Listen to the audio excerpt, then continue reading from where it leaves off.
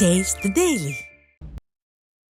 கிருஷ்ணகிரியில் இருசக்கர வாகனங்களின் மீது கண்டெய்னர் லாரி மோதிய விபத்தில் 3 வயது பெண் குழந்தை தலை நசுங்கி உயிரிழந்த சம்பவம் சோகத்தை ஏற்படுத்தியுள்ளது. சூளகிரி அருகே சென்னை பெங்களூரு தேசிய நெடுஞ்சாலை சப்படி எனும் பகுதியில் 2 இருசக்கர வாகனங்களில் சாலையை கடக்க முயன்ற 5 பேர் லாரி மோதியதில் விபத்தில் சிக்கினர். இந்த விபத்தில் 3 வயது பெண் குழந்தை சம்பவ இடத்திலேயே உயிரிழந்த நிலையில் மீதமுள்ள 4 பேரும் பலத்த காயமடைந்து மருத்துவமனையில் அனுமதிக்கப்பட்டனர். தருமபுரி மாவட்டம் பஞ்சப்பள்ளி அருகே மின் கசிவால் ஏற்பட்ட தீ விபத்தில் வீடு முற்றிலும் எரிந்து சேதமானது. பாளையம் கிராமத்தைச் சேர்ந்த செல்வராஜ் என்பவரது வீட்டில் இருந்த மின் மீட்டரில் திடீரென மின் கசிவு ஏற்பட்டதால் தீ விபத்து ஏற்பட்டது. இதில் வீடு முற்றிலும் எரிந்து சேதமான நிலையில் 2 லட்சம் ரூபாய் ரொக்கம் மற்றும் 15 சவரன் தங்க நகைகள் தீயில் கருகி சாம்பலானது. வேலூர் மாவட்டம் குடியாத்தம் அருகே காணாமல் போன 3 வயது பெண் குழந்தை 3 நாட்களுக்கு பிறகு சடலமாக கிணற்றில் இருந்து மீட்கப்பட்ட நிலையில் குற்றவாளிகளை இதுவரை கண்டுபிடிக்க முடியாமல் காவல்துறை திணறி வருகிறது.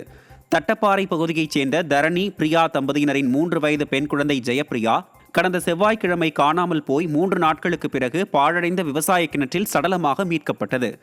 இந்நிலையில் மாவட்ட காவல்துறையால் 6 தனிப்படைகள் அமைத்தும் இதுவரை குழந்தையின் மர்ம மரணம் குறித்து குற்றவாளிகளை கண்டுபிடிக்க முடியாமல் திணறுவது ஸ்டாலின் அரசின் சட்டம் ஒழுங்கை கேள்விக்குறியாக்கியுள்ளது.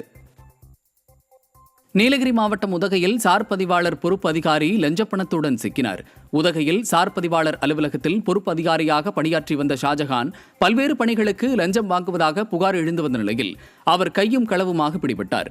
மேலும் கணக்கில் வராத 3,98,500 ரூபாயை லஞ்ச ஒழிப்புத்துறையினர் பறிமுதல் செய்தனர். திறனற்ற ஸ்டாலின் ஆட்சியில் அரசு அதிகாரிகள் லஞ்சத்தில் திளைப்பதாக பொதுமக்கள் குற்றம் சாட்டியுள்ளனர். நாமக்கல் மாவட்டம் ராசிபுரம் சுற்றுவட்டார பகுதிகளில் அதிகாலை முதலே அடர் பனிமூட்டம் காணப்பட்டது. இதனால் வாகன ஓட்டிகள் முகப்பு விளக்குகளை எரியவிட்டபடி சென்றனர். சூரிய உதயத்திற்கு பிறகும் பனிமூட்டம் தொடர்வதால் ராசிபுரத்தை சுற்றிய பகுதிகள் குளிர்ச்சியாகவே காணப்பட்டது.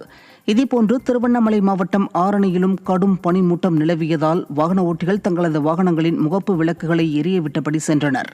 அத்துடன் பனிப்பொழிவு காரணமாக தங்களின் விவசாய நிலங்கள் பெரிதும் பாதிக்கப்பட்டதாக விவசாயிகள் வேதனை தெரிவித்தனர். கடலூர் மாவட்டம் புவனகிரி அருகே கூட்டுறவு சர்க்கரை ஆலை 2 நாட்களாக இயங்காமல் இருப்பதால் கரும்பு லோடு ஏற்றிச் சென்ற ஓட்டுநர்கள் பாதிப்படைந்தனர். சேத்தியாத்தோப்பில் கடந்த 2 நாட்களாக கரும்பு அரவையை துவக்காமல் காலம் தாழ்த்தி வருவதால் ஓட்டுநர்களுக்கு கிடைக்க வேண்டிய தினசரி கூலி மற்றும் கரும்புகள் எடை குறைவு ஏற்பட்டு விவசாயிகளுக்கு பணம் இழப்பு ஏற்படுவதாக வேதனை தெரிவித்தனர். இதுகுறித்து ஆலை நிர்வாகத்திடம் முறையிட்ட போது கரும்பு வரத்து அதிகளவு சேர்ந்த பிறகு கரும்பு அரவையை துவக்கலாம் என அதிகாரிகள் அலைக்கழிப்பதாக குற்றச்சாட்டு எழுந்துள்ளது. திறனற்ற ஸ்டாலின் அரசின் மாவட்ட நிர்வாகம் உடனடியாக தலையிட்டு சர்க்கரை ஆலை தடையில்லாமல் செயல்பட நடவடிக்கை எடுக்க வேண்டும் என கரும்பு லோடு ஓட்டுநர்களும் விவசாயிகளும் கோரிக்கை விடுத்துள்ளனர். கிருஷ்ணகிரி அருகே 100 ஆண்டு பழமை வாய்ந்த பாறைக்கோவில் தேர் திருவிழா கொடியேற்றத்துடன் துவங்கியது. இந்த விழாவை முன்னிட்டு ஆலயத்தில் வேண்டுதல் பிரார்த்தனை திருப்பலி நிறைவேற்றப்பட்டது. தொடர்ந்து புனித அன்னை தேர்பவனி ஆலயத்தை சுற்றி வலம் வந்தது. இந்த கொடியேற்ற நிகழ்ச்சியில் ஏராளமான கிறிஸ்தவர்கள் கலந்து கொண்டு மெழுகுவர்த்தி ஏந்தி வழிபட்டனர். திண்டுக்கல் மாவட்டம் பழனி அருகே சோமகாளியம்மன் கோவில் குடமுழுக்கு விழா வெகு விமரிசையாக நடைபெற்றது. கோரிக்கடவு கிராமத்தில் 100 ஆண்டுகள் பழமை வாய்ந்த சோமகாளியம்மன் கோவில் கும்பாபிஷேக விழாவை முன்னிட்டு யாகசாலை அமைக்கப்பட்டு சிவாச்சாரியார்கள் வேத மந்திரம் முழங்க சிறப்பு பூஜைகள் நடைபெற்றது.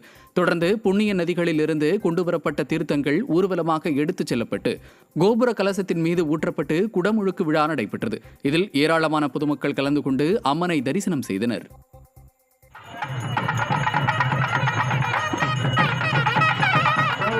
नागसलिलानितक्षेकपदे द्विपदे चतुष्पदे